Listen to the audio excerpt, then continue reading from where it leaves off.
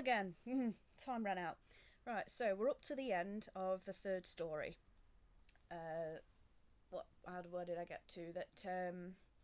So I've been busy editing, so I've forgotten where I left off. So I'll just recap, so I can make these thumbnails. Right, so General is in the animal shelter waiting to be exterminated, and the troll is going for the second time to try and steal Amanda's soul while she's asleep.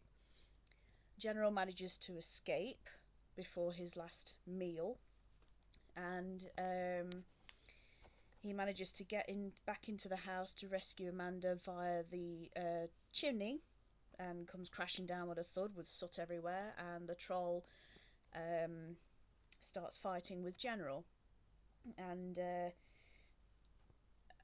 the funny parts is he ends up getting minced at the end of it. But before we get to that, he's spinning around in a jar full of marbles.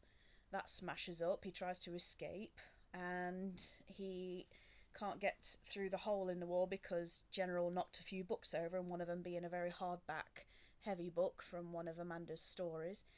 And so the troll tries to escape on the balloons that are hanging up in Amanda's bedroom, and General starts toying with him. Amanda's waking up and she's seen all the commotion, and she's cheering on General to get him, get the troll.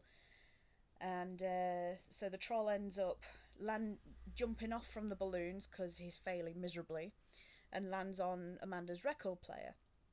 And the General then jumps up to the record player and switches the record player on, and it's the same song from the first story by The Police, Watching You. And the troll is really disorientated by what's happening, so Amanda shouts, make him go faster, make him go faster. So General turns the switch further up on the record player, and the song starts spinning faster and faster. Well, the record starts spinning faster and faster, and she says, switch it, make it faster, make it faster.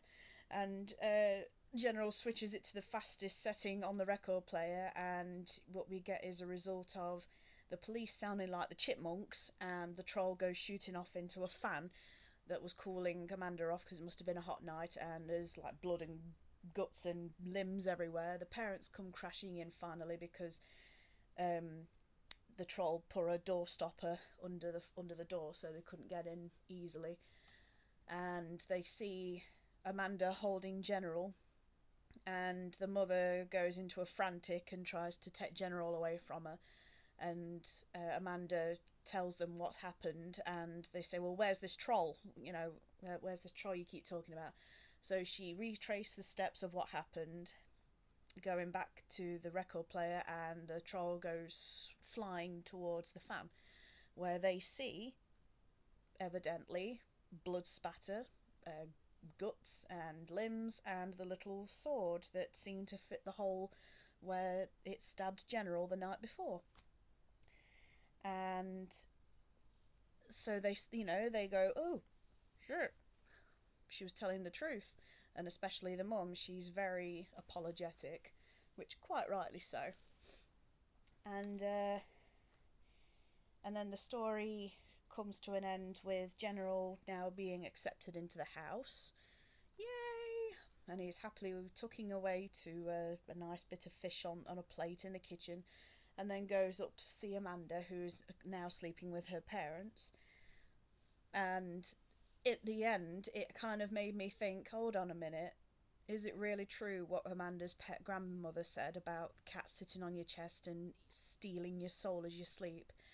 And it kind of got my hopes up a little bit, thinking, yeah, the cat was evil all along. But nah, General's just a nice little puddy tat. All he does is lick her face, she wakes up and goes, hi, and the end. Right, well, that's enough waffling on for that one. So that was part 2 of chapter 6 and of The Cat's Eye, and I hope you enjoyed it, and we'll see you hopefully soon. Ta-ra!